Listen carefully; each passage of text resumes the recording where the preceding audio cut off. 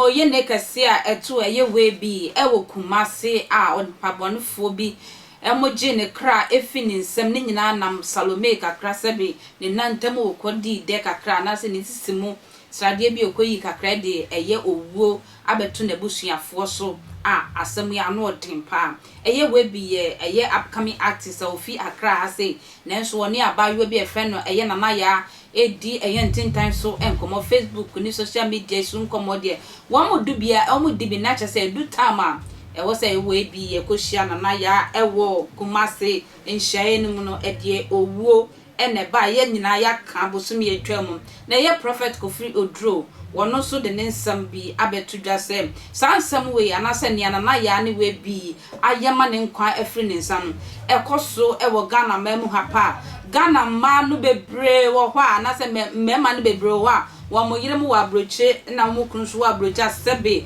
mema foforo ne omo de dadida rough ni omo de dadida when ye news ya somewhere cost number enye dwaman pa na ekoso Ghana mem ha ebe ye den na be ma watu kafi ase hwi akokumase ama sebe edi owuo anase o ma me afewa ma me ahwewa abedu ba bia wo se wudidi ma o ma me bie no wonam sebe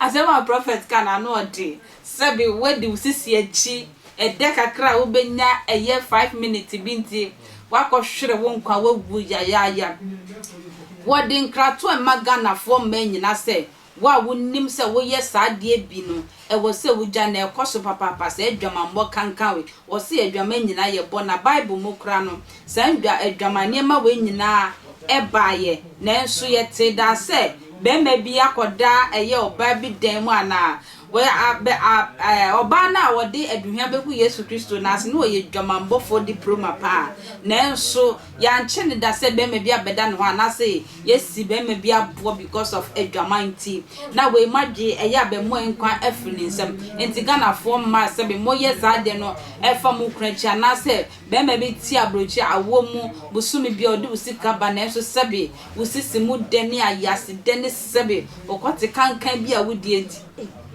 enunti e wo se ma no ye sachira ya dwen e wo sade no se Ghana ha de sa niema mienu we na ekoso se bi adwaman ani nanti twitwa ye wonam kwan so ba bia ye de road a hyehyehye ba bia ye kwan no Ghana fotumi ko twa road no ekoton edisikan se ne be ya e be ka se oman no enkoyi oman ni yese na so ye timemfo na ene yegu oman no de afutu e de ba esama eye Wyllbee ma me se wo ma ne hye de eden a ne ba no se bi adwaman ene wakobo a ede ni wu anase ne kwanhia ede abrenti o mabusuafo nyina hyedin be market echi no akoda wo ba de mo ne ye puro no ne ekun check Bible mu ma twempre na obie ne wokoda be ma beda ne de e ma bi twempra wo Bible empra twi bi wo Bible ado mo na twempra wo Bible mu obie ne wo be ma koda ne fi munsura de obitime ware de na yiri gya ho ekotena wo mu no ye adwuma mienu ne miensa ye nye dwamanfo ma who call themselves wives obia ntimi nkasa nkyere o ma yase enwe hia o mo che o mo nkwache edie ne se be ma foforo me butu ne so na wo bi mfa sika mmere wo mo no no aduane ni wo mo anyo mo. It's sad.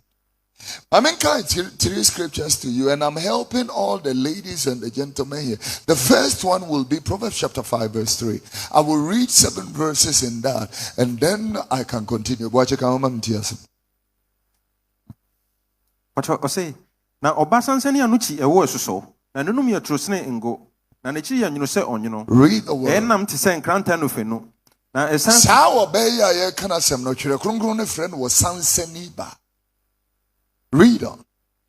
Na nenum ya truse sene ngo. Na nechi ya nyino se onyo. We don't have the time. Ne nine sign ko owu. Ne nine isane ko owu. Asama do na mo tutukro. Pieye asama no apono ena. Na mo tutukro. Read the word. Kwan de onkwara. That woman does never go to the paths of life. Na mo nchinchini kwa de onim ho. The Bible said wo chini Read on. Na fe me ma muntie me. Na munyi mo ho mfiri nanum nsem ho. Tie me na yi wo ho firi wo ba sansan ne anum nsem ho. Ma wo kwan mfiri no ho nko akiri. Wo firi no. Emben ni fie puna no. Emben ni fie. Wan fa woni die amma ebinom. Lower her sound for me. Focus on what we are doing, please.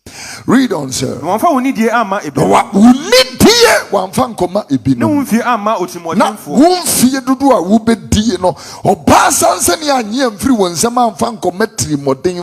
Na ohofo eni wade am. Ahowo beba be di wade amen. Na wo dwumadie antena obi hunu fie. Tieye wo be di dwuma na akotena wo bi hunu fie. Na wo na akiri no wan penepene. Wo na akiri no wan penepene. Sa oni pedua. Ya kaso obi penepene o te wa. Read on. Sa oni pedua ne honam asa. Be hunu sa wo fon. Na wan ka se aw sa metane atenetene. Enam se metane. How that I have hated instruction and my heart have despised reproof. Enam se metane atenetene. Na makoma ye de ye echiri enimkanie na mentie ma chire fu na mamre maso ase ama minyansa chire fu akoma se esi mi bone kura binanka de ben ha esi mi bone kura nanka esi mi bone me da se wo je bretwa akwantua ena wie akra